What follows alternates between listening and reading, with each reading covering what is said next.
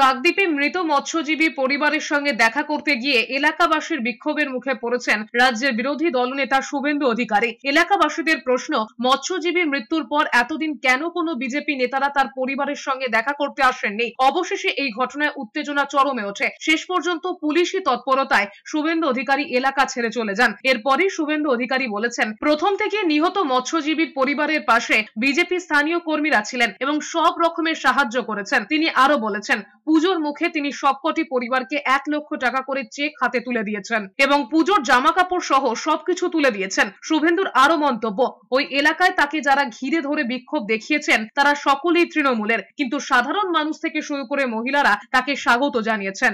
একজন ছেলে জানতে চেয়েছিল তৃণমূলের পঞ্চায়েতের হাজবেন্ড, আমি চিনি, ওর বউ এখানকার পঞ্চায়েত, ছাপ্পা মারা পঞ্চায়েত। আমি বলে দিয়েছি ভালো করে যে গ্রামে আগে নলকূপ বসায়, জল নেই।